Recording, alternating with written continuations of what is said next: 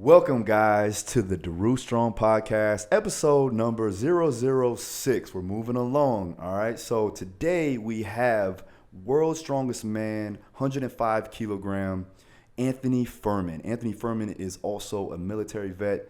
He is a recruiter for the U.S. Army, and he was also on the Titan Games with The Rock. So he did a lot of things there. A lot of interesting conversation we had, all the way from wrestling, MMA, military work, and also strongman and how he was successful in it. Again, it was a really good conversation with Anthony. He's going to come down to my gym soon, and we're going to get a lifting session in, get him on that YouTube channel. So before we do that, I want to make sure we shout out the sponsors. Also want to make sure you check out my body weight program, Body Armor. It's an 8-week program, now available for 50% off on your final sale. So go ahead and take advantage of that. And also want you to make sure that you check out my own supplement stack from revivesubs.com. You go on to revivesubs.com, click Phil Daru Athlete Stack, and you'll get 20% off if you sign up with the discount code DaruStrong20. I have omega-3, I have vitamin D3, K2, we have adrenal support, we also have digestion aid, we also have what else? Multivitamin, multi-mineral, bunch of stuff. The reason why I picked all of these, not just for health, but also for performance and also for recovery, especially if you're a combat sport athlete. So without further ado, here's Anthony Fuhrman, episode number 006. Let's get into it. Welcome to the Daru Strong Podcast. Let's go. Mind over matter. Put your mind somewhere else and keep going. That little voice in your head is trying to stop you from getting to where you want to be. Be successful and keep moving forward. With your host and world-renowned strength and conditioning coach, Phil Daru. What's going on, Anthony? How you doing, bro? Hey, how you doing, brother? I'm good, man. I'm good. Thanks for coming on the show. Thanks for spending the time with me here in the pandemic era. Everybody's locked down, so podcasting is the thing to do at these times, I guess, right? Yep, for sure. Cool. Listen to like 2 or 3 podcasts a day. Yeah. I gotta do. So I'm doing mine, and then I gotta do others today and tomorrow. So it's definitely a hustle with all these podcasts, but it's fun to get to talk and converse with individuals like yourself. With things that you've done. And let's talk about that a little bit. Like, what have you done in the past? How have you gotten to the place that you are at now, being world's strongest man, under 105 kilos? Also, we'll talk about this, but going on to a certain show that was pretty big, in my opinion. And then also, what you've done in the past to get you there. Right. Floor is yours. So, I don't know. I feel like a story of a lot of strength athletes. They played sports growing up. Yeah. I like to call most strength athletes failed real athletes. I mean, you get a lot of, with football, I played football and baseball were my 2 primary, growing up through high school. And I was supposed to go play some D1 ball, and then stuff happened, injury stuff. So Army saved my ass. Nice. Because, I was a typical jock. I didn't really put a whole lot of work in high school because I knew I was going to play football. Mm-hmm. Mm-hmm. Yeah. And when football got taken away, it's like, oh shit. So that's when the Army came knocking and said, hey, you can do this. Initially I didn't know I was gonna make it a career. I just, kept re-enlisting. I enjoyed it. Really kind of turned me into a man and taught me everything. Like everything I know and have today, I attribute to the Army. Whether through the good and bad, the Army's done that for me. So pretty cool that I was able to turn, polish the turd here and care of that. But so anyways, and then I get injured because even when I was running 40 miles a week in the 101st Airborne, I was still 220 pounds. Wow. How was that? I had a knee surgery. Yeah, I bet, man. That's crazy. That's a lot of weight right there. Yeah, and I was like a skinny 220. Like it looks like I look at pictures and I'm like, it looks like I'm 170, but I'm 220. Mm-hmm. And so that changed. I had to change my training up. I couldn't run all the time no more in ruck.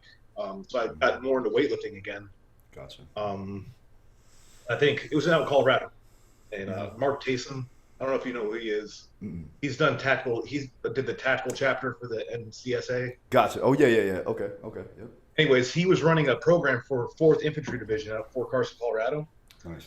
And he was in the gym and he saw me deadlifting, and I don't know, it was like 550, which it's nothing to. I mean, I kind of laugh at it now. Yeah. But that's a good amount of weight, especially for a soldier. Oh yeah, he was definitely. Like, you're kind of strong. Come try this stone. And I lifted a stone, and 2 years later, I was a pro strongman. Yeah. What size was that stone, by the way? That was a 300-pounder. 300-pound stone. So he lifted that with, do you have tacky or no? No, he taped up my arms so it Yeah. up the skin from tearing. Yeah. But no help though, really. No, he was testing me. Yeah. That is, if you guys don't know, that's impressive as shit. Like, nobody really just goes up there because it's all about technique, and we'll talk a little bit more about that with strongman training. So keep going on. So now you got into it. You found, your I guess your calling in a way, right? Yeah, it's it's a damnedest thing. Like I knew about strongman. Everyone, I think everybody my age saw it in the '90s on ESPN. Magnus Magnuson and Pujanowski, the Dominator. Mm-hmm. But I never thought I'd do it. I mean, Yeah. I was 5'11", 230 pounds. I didn't think I was going to be a strongman. Yeah. But, in the mid 2010s, it started getting a little bigger. They started having more weight classes were evolving. Mm-hmm. But then I found out I can compete in the 105 kilogram class, which is 231 pounds. Mm-hmm. And much like a fighter, I cut weight. Mm-hmm. I know some guys think 60s, but that's a bit much. Yeah. We cut a lot of these guys are cut up to 20 to 30 pounds, which is I like to stay within 15, 20. Like that's my comfort zone. Like I probably could do 30, but it wouldn't be fun. Yeah. We usually stay about 10 to 12%. We want to stay from scale weight, and that's in a training camp. So you're looking at like 8 weeks out. You want to be usually around. And I want to say for all those weight cutting naysayers, nothing unhealthy about it unless you're dumb about it. Yeah, well, you got to do it the right way, for sure. Yeah, like a lot of people that they do it the wrong way, of course it's going to be bad. But just cutting weight like the right way, ain't nothing bad. Those are usually the people that don't compete, so that makes a lot of sense, right? It's crazy. So now getting into strongman, you're successful in it, you're getting stronger, obviously. Let's go into your accomplishments a little bit here, because I think I want people to know, exactly how strong you are. You know what I mean? Like, people really don't know right now. They look at you now on the computer and they're like, okay, this guy, he looks big, he looks jacked, but let's go over your numbers. Like, what have you done? All right. I have a 715 pound raw squat, so that's just built in sleeves. Mm-hmm. I have a 815 pound deadlift, 400 pound overhead press, 500 pound bench press. That's good. What's a lot? What? All weighing 250 or under. Yeah. That's the thing right there. Like, people got to understand. Like, yeah, those numbers are impressive just for like everybody. But when you look at it from a weight to weight perspective, that relative strength is very high. So for him, he's a very strong individual. What's your log press? Log, man, the best I've ever gone is 380. Really?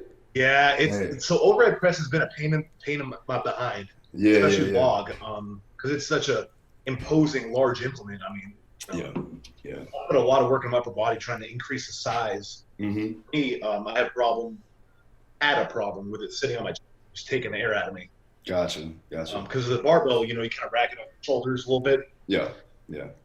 Log, unless you have a thick chest and the delts, overdeveloped front delts, actually. Yeah. It's going to sit on your chest. So it's going to take me a couple years to get my delts up to where it kind of flips my chest. Yeah, that's a problem with like a lot of bodybuilders that try to go into strongman. I found that their overhead press, their log press is usually suffering because of the fact that they have overdeveloped anterior delts. That makes a lot of sense. Because like when I did strongman, I think I was about 190 and I like ate everything under the sun. This is when I was fighting still, so I was like walking around like 175. So I ate up to the weight class as much as I possibly could. Like that. Yeah. So, and then I hit like a 280 log press, but it was more like obviously I push pressed it, And well, yeah. I mean, so that's another thing that's kind of set me back is I've been an athlete my whole life, but I cannot figure out a split jerk or a push jerk to save my life. Yeah, I cannot put it together. So I kind of do an awkward push. That's all. I don't know why, but I can't figure it out. I've tried for years. Yeah, man. That's so. Let's talk about that though. Let's go into like your training right now, like because I know it's different. Obviously, the Arnold got pushed back. We have all these issues here. So what was your training? What is your training like going into a competition?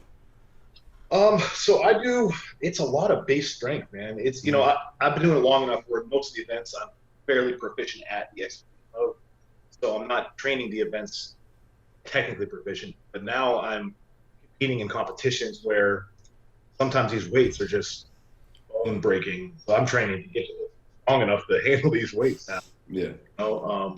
It's a lot of heavy main movements. I usually get about 1 or 2, possibly 3 just main exercises. Mm-hmm. Followed by a lot of volume hypertrophy, just type accessories really. Yeah. So you're doing like a 3 or 4 day split or something like that? I generally do a 4. So every week I have an optional 5th day that I always take. I like bench pressing. Okay. Cleanup days. Generally it's 3 days. It's like a press, squat, deadlift day, and then I have a strongman day. Gotcha. Yeah. And through the week too, I'm using implements in my strength days. Red press day, I'm using a log, dumbbell. Yeah. Yeah. Bring that. Gotcha. At the same time and my body. Yeah, for sure. Now, are you doing just a basic step loading process, block style, or anything like that, or are you just linear progressing? I do a lot. I'm a big fan of there's 2 things, depending on what the competition is. Mm-hmm. So if I'm competing in the 105 class, I can handle all the weights. So it's more about being able to work over a set time. Gotcha. So that's when I'll do a lot more EMOM type stuff. Gotcha. 3 minute on the minute. So, and strongman's unique because if you're competing, a lot of times you have to be able to lift 90% of your max in a minute. Yeah. Skill. That's not even the strength. That's something you have to learn and train your body to do. Yeah. That's just teaching your body how to work. It's grit. Yeah, it's fantastic. But then when I go up to heavyweights and I'm trying to compete against Brian Shaw in the mountain, of course I'm not training for reps. I'm training for max effort basically because it's tough. I mean they use some real weights. I know, it's crazy. So that's of course more honestly almost like powerlifting periodization applied to strongman because I'm just trying to get stronger linearly. Yeah. A lot of micro blocks that I adjust as I go into the macro picture. Yeah, no, makes sense.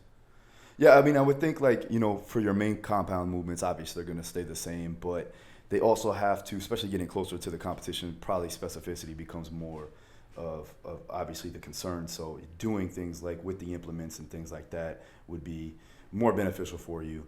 And then developing that base of strength through those squat, hinge, press patterns, probably, and a lot of pulling too, right? I can imagine. We pick everything off the floor. That's why strongman has such good deadlifts. Yeah. It's because everything we do, we gotta press this. Gotta pick it up first. Every single thing we do, we pick off the ground. I was always saying like I never seen. I mean, you're probably the only one really that I've seen like a strong bencher out of a strong man. You're like a strongman competitor. There's not a whole lot of good benchers, but they can overhead press and they can pull things off the floor, and that's what they do. Yeah, it's always. Once again, I've always been pretty decent at bench. I've been blessed where I was able to hit a 500-pound bench in my life without training for it. Wow. Yeah. You know what I mean? Like yeah. So it's natural for you right there. It has. It's came very naturally. I attribute. I have a very narrow bench. I got strong tricep because of my overhead. Oh yeah. I think that's a big reason. Do you feel like that's the most important part for you is to develop that tricep strength? Because I a lot of times I can get anything off my chest, whether it's overhead or bench. Now, when I struggle, it's going to be lockout. Yeah. The last third of the lift, whether it's the overhead or bench. Gotcha. So for me, triceps are a very big part of the way I press. Nice. Are you using any like accommodated resistance with your overhead pressing or anything like that, or no? Never really. I've done bands a little bit, but I've never really done the conjugate kind of Yeah. stuff, man. It's just I haven't needed to, I guess, at this point. I haven't hit the wall necessarily. I think people do tend to dive into that a little early in their maturity, strength maturity levels. I think they dive into nonsense. Yeah. I mean, at the end of the day, it's like, it has to make sense for the individual, Yeah. And if you're getting strong, you're getting strong. You can use any programming, any method you want, as long as it's producing results, then have at it. You know what I mean? There's a million different ways. And, accommodating resistance is great for a deload, in my opinion. Yeah. You get the same kind of weight, the actual The tension, physical, that the physical haven't actually pressed 400, Yeah, that's something that like I'll do with a lot of the fighters getting closer to the fights is that so instead of like doing maximal effort and trying to still maintain or at least gain absolute strength, we'll work on just improving the tension there and just keep the speed going because that's the speed of the sport. Anyways, it's just, we got to be explosive. So, but that's cool. So I want to backtrack a little bit because I did want to get into the military and how you got started there and like now. How has that actually molded your like work ethic? Because I know that takes a lot. That take a strong-minded individual to do the things that you've done. So can you go over that a little bit? A quick little thing that I think one of my first interviews after I turned pro was they're like, hey, how are you so fast and how are you so good at the Husafel stuff? It's miserable. And I'm like, bro, it's 60 seconds. You ever walk 25 miles? I've walked for a freaking fucking 2 days with a loaded kit. Like that sucks. 60 seconds of work doesn't suck. I hear you. But that just kind of shows. I joined the infantry as well, so it wasn't just army. It was infantry, which is kind of the ground pound, door kickers, right? And it's a different mindset. It's a lot tougher, especially I joined in 2006, so it was a different era in the way people were. It was I don't say it was a little harder and it's a little softer nowadays, but people weren't quite as an old man right now, like a boomer. Yeah, no, it's more of like what I would say is that I know it's a lot harder, or was a lot harder then, in my opinion. It's hard to explain. But like the emphasis on conditioning, I think, was more important then than it is now, in my opinion. What do you think? I mean, I know you're a recruiter now. Is that correct? So what are you looking for with an individual that is looking to get into the military? Obviously, now they have higher standards. You can't be about to go to jail and be like, oh, I want to go to. That's the biggest thing I'm telling. That's what makes recruiting hard, is because we ain't taking dummies and criminals. Yeah. We're not. I mean, we're just flat out not. It's not. There's a big misconception that we take the bottom of the barrel, right? It's shit. My first platoon sergeant had a degree from MIT. Wow. Yeah. He joined the infantry because at 9/11 he was just like fuck those guys. Yeah. He joined the infantry because he wanted to do his part. Like you get a lot of that, man. You get a lot of smart. I mean, I'm a dummy sometimes, but like I'm working on my graduate degree right now. Infantry guy, and we're not all dumb. Yeah. Listen. There's different types of intelligence, in my opinion. Like the things that you've done, the experiences, there's wisdom there that people really don't have, So with that being said, you're getting, let's say for instance, you get a young kid coming in, has no experience whatsoever of any type of physical training, but he wants to serve and he's a good kid, he's smart. Would you take that kid, or is it something that you would be like, yo kid, can you start training a little bit, get your body up, and then we can get you in there? Or is that? No, I mean, so I would, I would treat it the same way I would treat someone that was in shape but kind of stupid. Mm-hmm. If they have an actual desire to serve, they have a right to serve. Yeah. Right? It's not for me to determine. My job is to disqualify them or qualify them, right? Based on a certain set of standards we have. Mm-hmm. But it's not my job to I don't think they would make a good servant. Okay. So this kid comes in, I'll tell him hey, listen, you're gonna get in shape one way or another, whether you get in shape at basic training or before basic training. You're gonna be in shape when you're. Yeah. So sometimes they'll ring a bell with them. Sometimes they'll put it off and they'll have a tough first half of basic training. Yeah. So what would you say would be the most important thing, or what do they do right now to get the guys ready, to go into the military in general? So they created this. I don't know why I should know this. You put me on the spot. The actual name of it. It's early and it's morning time, and we've been on lockdown, so Yeah, right, going nuts here. But they created this fitness test based off the job you select. Uh-huh. It's there's like a standing power throw, shuttles, a run, and a trap bar deadlift, right? And there's different levels for injuries the high. So we have that standard. Okay. When they enlist, they test that out, and they have to pass it to chip off. Okay. Based off how they do on those, we have kind of fitness once they enlist. But prior to enlistment, we don't really work with them. It's actually illegal for us to get them in there. Wow. Okay. So it is a little bit more catered OPAT. towards. It's called the OPAT. I'm sorry. There you go. What was it called again? It's called the OPAT. OPAT. OPAT. Okay, cool. OPAT. So remember that, guys. And you remember that too. All right. So I'm seeing that a little bit more emphasis on lifting instead of the full conditioning, like, running for, whatever, a 5K or whatever. When I joined, it was just, hey, we're going to run 40 miles a week and we're going to run hard. Yeah. It was like Joe Paterno running it. We're going to run up the middle and run hard. Yeah. Do you think that was that kind of set you guys back a little bit, maybe gave you a little bit more injury, or is it something that you think you needed? I think it depends on the person. Like for me, over 200 pounds ain't supposed to run a marathon. Yeah. That's what it is. But I can't blame anyone because it's just that's how my leadership was brought up. That's how they were running in body weight calisthenics. That's and it worked for a long time. I mean, the U.S. Army has done pretty well with we've done okay. Yeah, we're all right. We're pretty safe. And I tell people all the time. So right now I'm a 250-pound strongman. I am way too strong and heavy to be a soldier.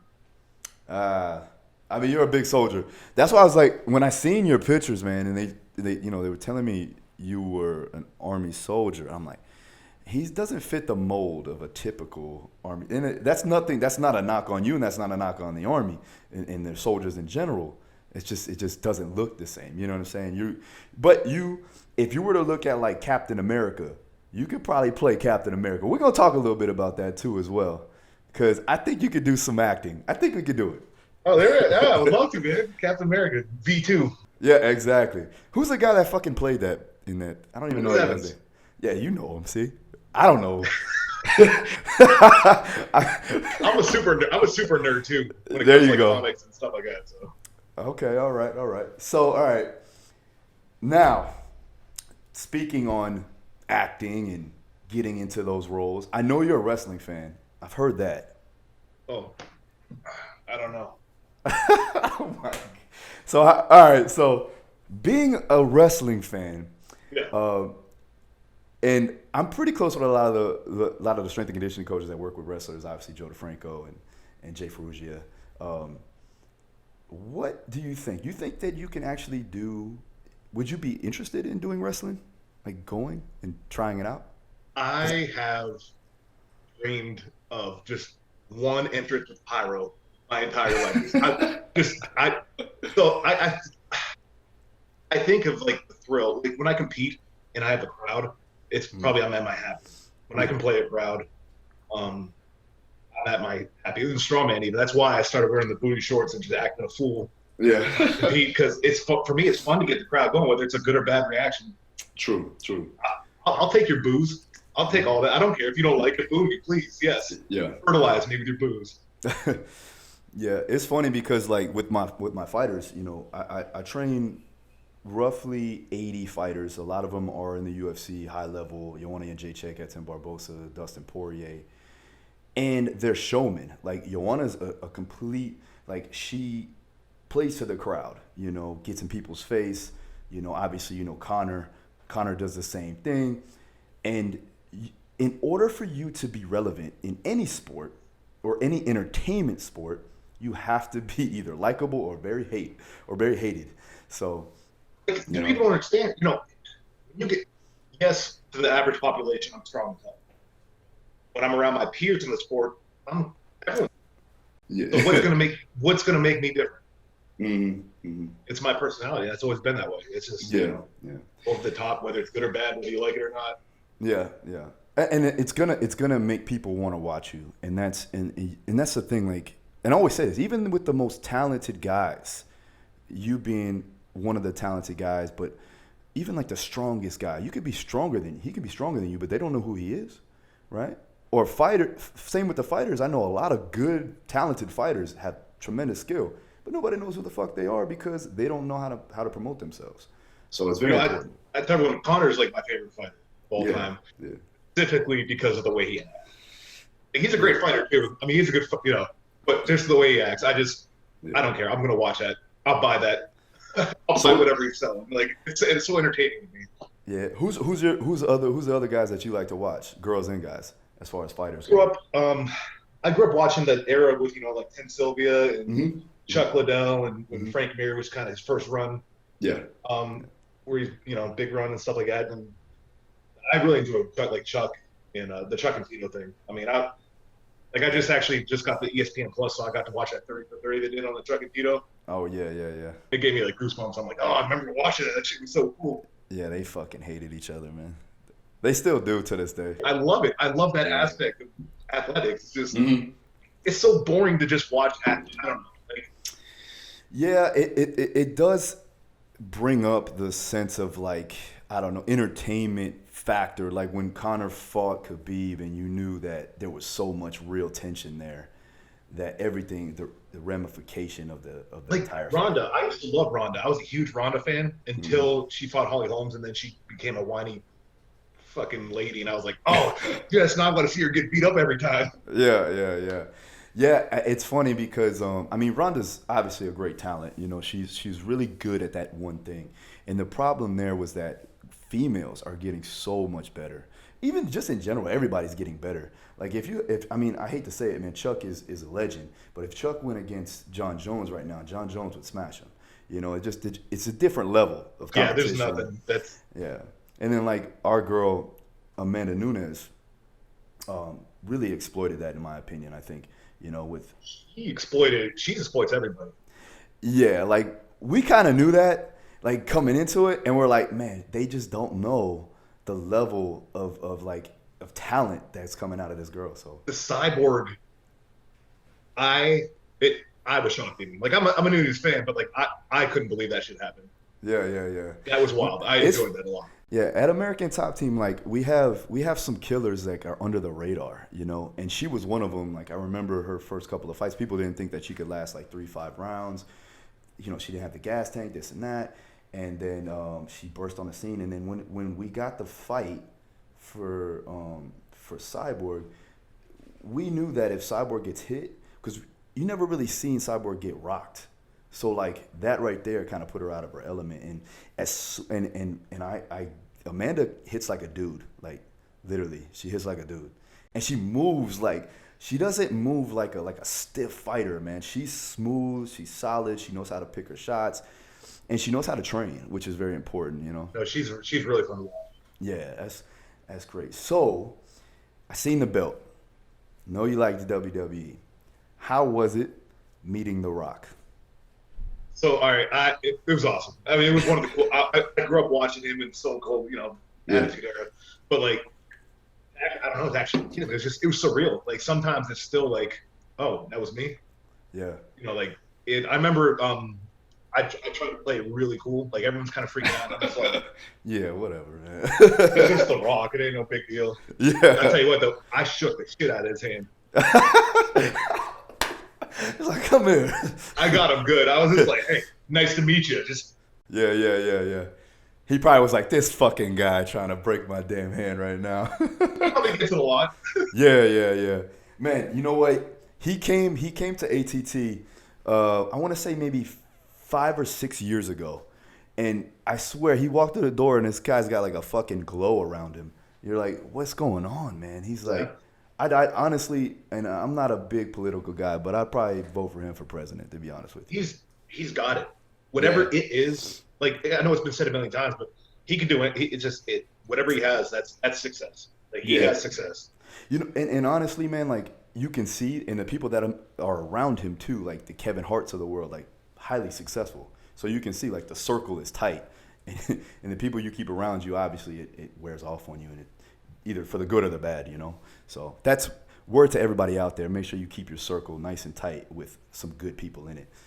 Very good advice right there. Okay, so let's get into it. Titan Games. How did this happen?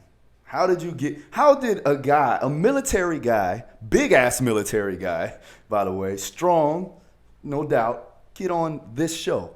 You would think like you wouldn't want to do that, or at least not want to do it, but you didn't think you were probably going to do it, Yeah, of course. It's like me signing for American Ninja Warrior. I want to do that. Yeah. 250 pounds. Yeah. So, they were advertising on like Facebook and social media, like the Raw Titan Games. And like, I looked into it and I was like, what's the point? I'm not going to apply. Like, one, I'm probably not going to get in. Two, if I get in, I'm probably going to die in some obstacle course. Spoiler alert. Hey, make sure you go check that out, by the way. We'll talk about that after. Go ahead. Keep going. But they actually, one of the casting directors got a hold of me on Facebook. Mm-hmm. And he was like, hey, you need to apply. This would be awesome for you. And I was like, man, who are you? This is creeping me out. Yeah. But eventually I did it. I did a Skype interview with him, and he put my package together for me because I shouldn't have gone on, man. I had a million reasons why I didn't want to do it. I was like, I don't know how to edit my videos. I had all these excuses, and this guy helped me on the way. And they did a little casting meeting, and it was like June. I was actually in an Army school at Fort Knox. Mm-hmm. At school, like where I'm in barrack stuff, Yeah. And they called me and was like, hey, you want to come to LA for this the Titan Games? It's a combine. And I was in the school and I was like, oh, that'd be awesome. I have to get released for the weekend. Yeah. I had to fight with colonels and to fly out there and try out. Mm-hmm. And we got there, and it's funny. Even there, I felt like I was trying to not make it. So the first event was a monkey bar up and down for 2 minutes. Like it was like, like a slant type. Yeah. 45 degree. Yeah. Okay. Everyone kept tearing their hands open because Mm-hmm. It's a metal monkey bar for 2 minutes and all that friction. Yeah. And I remember I went up and down a few times. Like I felt it. And I was like, screw that. I just let go. They were like, and the guy was like, what's up? I'm like, I ain't trying to ruin my hands for the rest of the day, bro. I got stuff to do here. Everyone else is like giving their all, like bleeding everywhere. Yeah. I think I did it that day, so I wasn't trying to rip up hands. And that's your thing, man. Like pulling, I'm gonna shine on that one. Yep, I was gonna tell them to get the Rock on Skype for this. I was gonna be a dick about it. But fun fact, I didn't get to perform as well at the deadlifts I wanted because there was a 40, and guess what I tweaked doing the 40-yard dash? Oh, I'm sure hamstring. Actually, it was actually a tear. I tore my hamstring. Yeah, I'm bet, man. Big guys aren't ready just off the rip to run a 40-yard dash. Yeah, and once again, if I would have known this was coming up, I could have trained a little more prepared. But It was just basically like, hey, next weekend you're going to do a 40, all this combine stuff. And I was like, all right. Yeah. I still had the biggest deadlift of the day with the torn hamstring. With the torn hamstring, damn. Yeah, I still hit 700 pounds, I think. Wow, man. It was a bad tear, huh? It was pretty gnarly, man. Like I didn't think I was going to heal up in time to film in September. I think it was we filmed, and this was July. I did the combine. Damn. Okay. So what was the hardest thing you had to do for that combine? Was it obviously it probably would have been the 40. Fucking tear your hamstring. So what turned out to be the hardest thing was they were testing our VO2 max. Oh. And I had to try and do that with a torn hamstring. They have you on the treadmill? Yeah. Yeah. I got about 30 seconds in, and once again, it was like I was trying to not make it show. I was like, guys, I can't. Yeah. And I had my leg all taped up with the little athletic tape just all the way up. And bro, what do they do? They're like, man, fuck this guy. He looks the part though. We're gonna put him on. So I actually did well. My 40, even with the one that I popped the hamstring, was at the end. It was like a 5-1, which ain't. Yeah, not bad for that size, not training it, and a torn hamstring. So yeah, definitely. And my vertical was still pretty good. I was able to do that. So what was your vert? What was it? It was in the 30s. You're good. Yeah, it was definitely in the 30s. I think it was 34. That's perfect. Yeah. I mean, it was pretty good. I mean, Yeah. You got to think like size and weight. You know what I mean? Like the vertical, that size and weight. Yeah. So it makes sense. It's also I had 4'7" too. 40. Damn. Yeah. That, what in college? Yeah, going into college, yeah. Anyways, making me sad because I used to.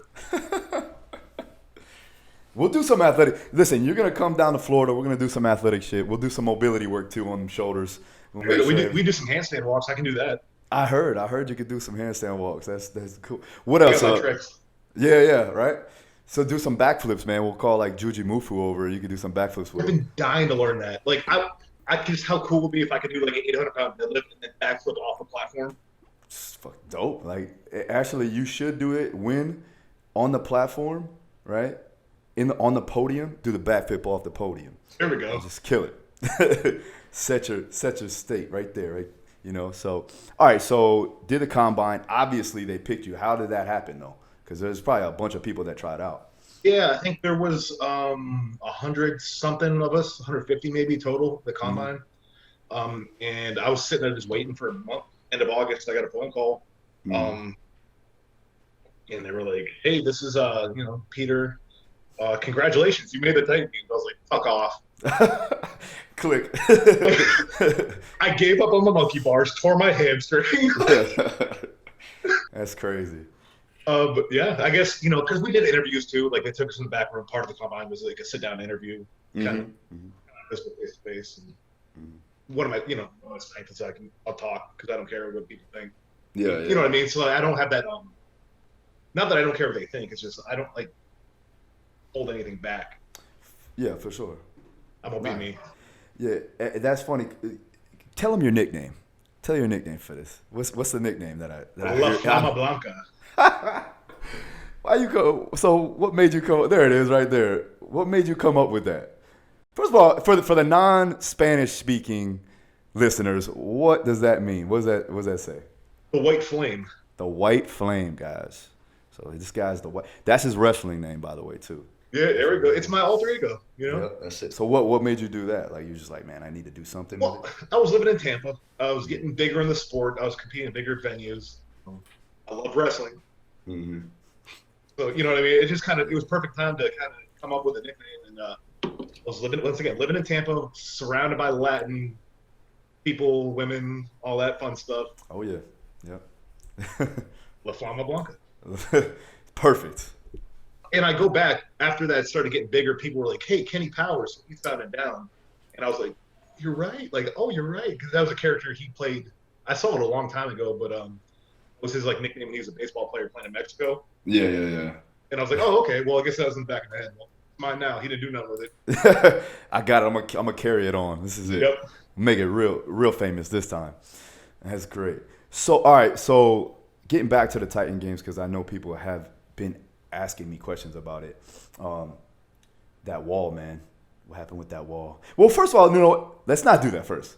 Let's set it up because we went a little bit too far. So you got onto the show. I know that The Rock actually handpicked a lot of the guys, and you were one of the guys that he handpicked, correct? Yeah. So we were told that he basically had the final say. Like he had approval, and that was his kind of. Gotcha. So it probably was a handshake, most likely. Well, I didn't shake. He wasn't at the combine.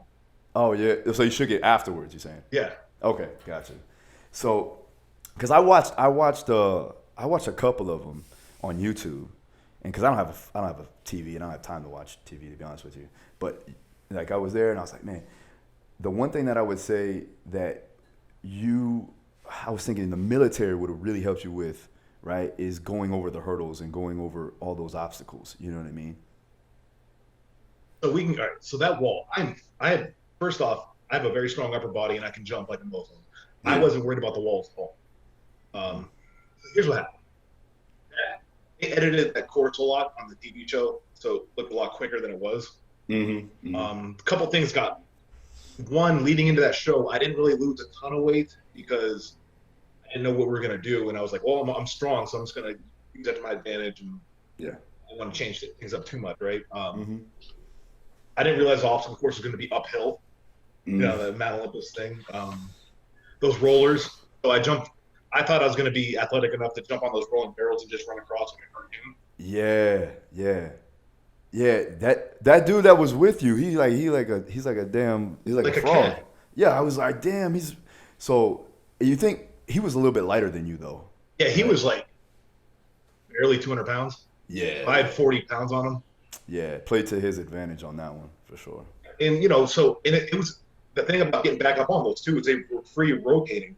Mhm. So it took a minute for me to figure out how to like stop one and climb. And by the time I got done with those barrels, I was breathing pretty friggin' hard already. Yeah. Because you had to keep going. You kept falling, coming back on. Yeah. Right. A lot of energy there. And then, going up the walls and then doing the crane, which they told me to go the wrong way. They were like clockwise, but I was on the other side, so it should have been counterclockwise. So for about 30 seconds, I was like, I can't be this tired because I was trying to move it. Yeah, because they were pulling it like you were using bicep and back, and I was like, oh, that's kind of smart because like he's probably stronger pulling, Yep. for strongman, and I was like, yeah, he's utilizing like leverage in a way, right? And Once I figured it out, it wasn't bad, but yeah, and then the walls, man, like the first two, I was like, all right, this is good, and then I hit complete awesome. oxygen depletion on that last wall at that point. And I just couldn't muster. I tried to jump, and it was so pathetic. Like, I'm so glad they didn't show me like my face like down the wall. Hey, they were like, there you go, and Anthony has disappeared. I was like, damn. He's like, he's gone. The savages. Yeah. He's like, oh, he must have left. But That's crazy. that was one of the few times in my life I literally had nothing left to give. Like, Yeah. everything I could to get up over that wall. So. Yeah. How you were what? How big were you then? Like what was your weight? Probably about 245 for filming. Yeah. That's still a lot of weight, man. Yeah, that ain't no joke. That's a lot. Looking back at it, would you have lightened up a little bit? Like Looking back on it, I could have been 30% less. I could have lost 30% of my strength and still been stronger than everyone there. yeah, exactly. So I definitely could have dropped 20, 30 pounds and probably won. Yeah. You didn't know though, at that. Hell no, I didn't know. Yeah. That's funny because like a lot of my fighters, right? It's a weight class sport, but like you're like there's a diminishing return. Like you want to get strong. You want to get strong enough relatively for your weight class, but then you don't want to sacrifice the other parts of the game, and that's conditioning, mobility, speed, power. So with that, you have to have that balance. And I guess now but looking back at it, like if you're looking at it from, you probably didn't even know what they were gonna have you do, huh? Like nothing, right? No clue. So there was rumors that it was going to be like American Gladiator-esque, which it wasn't, but there were rumors it was. That'd have been good. You would have hitting people over the head. I would have fucking destroyed everyone. Let me do. What was that one where it was like football, but they put the balls in the basket? Yeah. That's over. It's over. I was thinking about. Me blazer. Let's go. Nice. Being as strong as I am is not good for like normal life. There's diminishing return. Like I'm too strong for like normal day-to-day life. But I'm only this way because of my sport. Because I'm competing at a high level. Yeah. I can imagine like Thor. I mean, there's like really nothing else that he needs to do in life but compete, or can do in life but compete.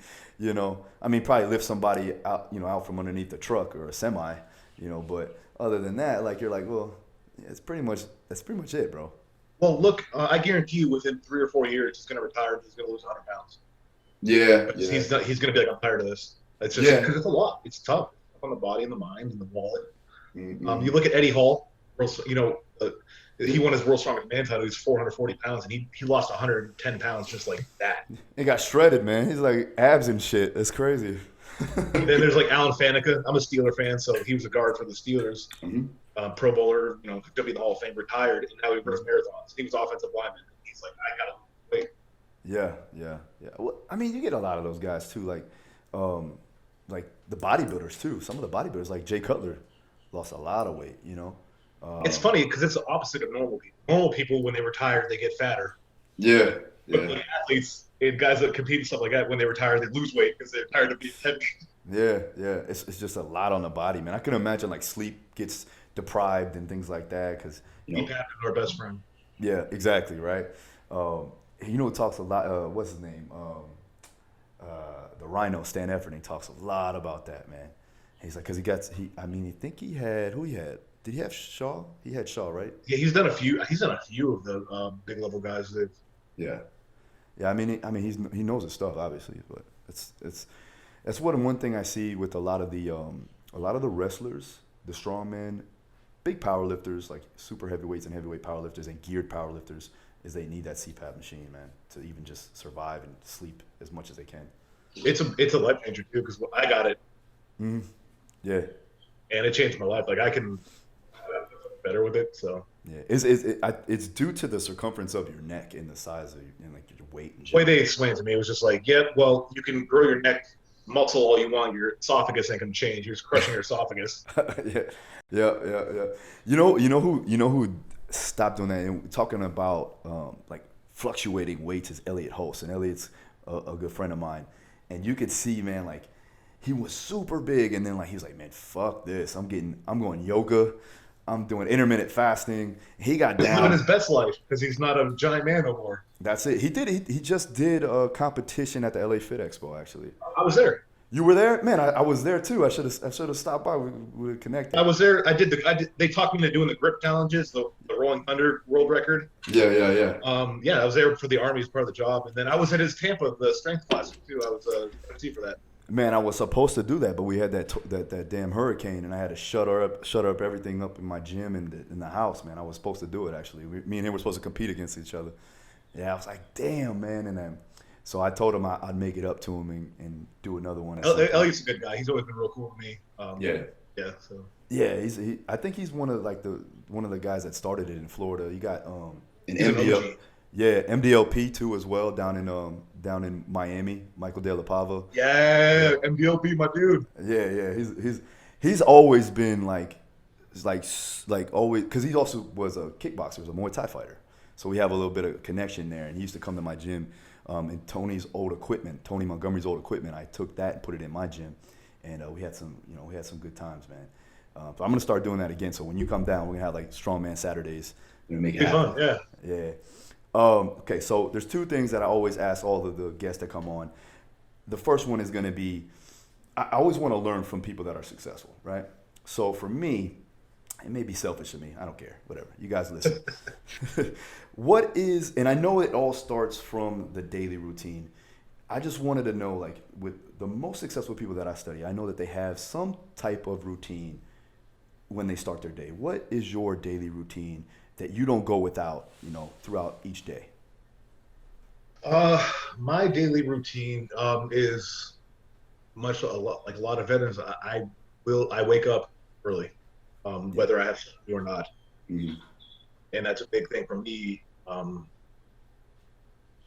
because it forces me to get enough sleep, go to bed early, and not kind of play around and and just when I wake up at 6 a.m. or before, I have time for me in the morning. I don't rush. I have time to kind of collect my thoughts. I have time to kind of sit there and just think about what I'm going to do that day and what needs to be done. Mm-hmm. That's probably the biggest thing, is waking up early and just taking my time getting the day started. It's the biggest. What are you waking up, like 4 or 5 o'clock, something like that? A lot of times it depends. Usually between like 5 to 6. 5 to 6 is usually my time frame at this point as a recruiter. Yeah. When I was back on the infantry in the line, I was up at 4:30 every day. Yeah. That's just how it is. Yeah. I'm sleeping in when I sleep until 6. Nah, yeah, that's it. You know what, with me, man, it's like, because I have kids, and my son goes to school, believe it or not, man, elementary school, man, I have to get him up by 6. So, like, it's crazy. So, now, I mean, he's sleeping in a little bit more, but they have to do homeschooling, so they're getting on the computer at 8 o'clock. But for me, I'll get up at least an hour earlier so that I can get some free stuff done that I need to, maybe answer some emails, DMs, and stuff like that. And then I'll get him up and, make his lunch, take him to school, and then I start my day. So, I mean, I get it, man. Get the extra hour you get, it's so important to you, just the mental well-being, hour to yourself, to you. When I was just owning my own gym and just as a professional fighter, like getting up early meant like I got up before everybody else, so nobody could bother me. Unfortunately, however, now I have a lot of people that I converse with overseas and around the world, so I get hit up on a constant basis. So I gotta figure out a way to turn my phone off at some point, you know? There's some points, man, where I'll just like I'll come home from work or something, and I'll just toss my phone in the bedroom and just go do something. Yeah. I know I'm going to come back to something I don't want to hear or something I need to answer, but you know what? Sometimes you got to be more important. You know, I tell people, especially kids, when I talk to a lot of high schools, part of the Army recruiting thing is, it's not selfish to take care of yourself, because if you can't take care of yourself, you can't take care of anyone else. True. Yeah, very true. Yeah, that's the first thing is like you got to feel good too as well. Like you got to feel good about yourself. You got to feel healthy, you know. A lot of people don't do that. They run themselves into the ground because maybe they are, you know, they aspire or, you know, they're willing to grind and do all that. But there's a line there, and I felt it. I'm 31 right now. When I started doing this, like I was like 22 when I opened up my first gym, and man, I fucking hit the ground running and nonstop. I used to run midnight classes and then wake up to do 5 a.m. classes. So it's like there was no time there. And then I was training for fights and finishing up my degree. So it was a lot, you know. Nowadays, now I have kids, I'm more settled. I do, like you said, I'll go ahead and turn my phone off once I get home and spend about 2 to 3 hours with my family, because that's their time, you know. And I want to make sure that I'm there for them. How old are you, by the way? I'm 31. My man, see that? We're taking over the fucking world here. Yeah, we're coming to age finally. It's ours. There you go. Okay, so another question that you could probably answer very well, and I ask all the guests, is the name of the podcast is Daru Strong, and the reason why I say that is because strong means so many different things, right? In your opinion or in your definition, what is the true definition of a strong person? It could be physical, could be mental. What do you think? So, you know, I think I've been asked this before, maybe not as direct, kind of more ambiguous. Yeah. But I like that. 'Cause, let's see, to me, the strongest people I've met have the ability to place the needs of others above their own when required. And I'm not saying all the time because I'm a big advocate. I really am a big fan. But you know, I always think back to my dad growing up. Household, and my dad influenced me because I remember him driving across town, picking us up from the bus stop every single day, taking us back to his house, doing homework, playing baseball with us, making dinner, and then taking us back to our moms. Yeah. Because he wanted, he wanted to spend time with, he wanted us to be. Yeah. And I looking back, I'm like, how do you do all that? How do you find that time? Like, that's the big thing for me, is the ability to take care of others. Yeah, that goes a lot with the next question, actually. Like, who was your biggest influence growing up? Yeah, I mean, like I said, my dad, he shaped my work ethic. He's a mechanic, blue-collar guy from Erie, Pennsylvania. Worked hard, you know. He shaped me as a child, and then Ric Flair. Ric Flair, behind you. He's behind you right now. That's so funny, man. Oh man. All right, I like it. That's a little different than a lot of other a lot of answers I get usually, but that's a good answer. All right, so we're gonna go ahead and let you go. Plug anything that you want. Social media. Make sure you follow this guy on social media. He's got 22,000 followers. We need to get that up. I want him up in there in the hundreds. He was on the fucking Rock show, bro. Come on now. Let's go. If I get 50, I'll do a nude liftoff. There you go. See what I'm saying, man? Help the man out. I know I got a lot of listeners right now. Come on. So my Instagram is Anthony Fuhrman Strong, at Anthony Fuhrman Strong. I think I have a Twitter. I don't get on it much. It never really clicked with me. I tried. I got a YouTube, but I'm still working on that. So Instagram. Let's go with that. All right. So Instagram. Follow him on Instagram. I'm gonna get him on my YouTube. He's gonna come down and train with us a little bit. Lift all the weights in the fucking gym, and we'll have fun. So Anthony, man, thanks again for your time, bro. I appreciate it. Again, I'll see you soon, and stay safe, brother. Thank you. I appreciate it.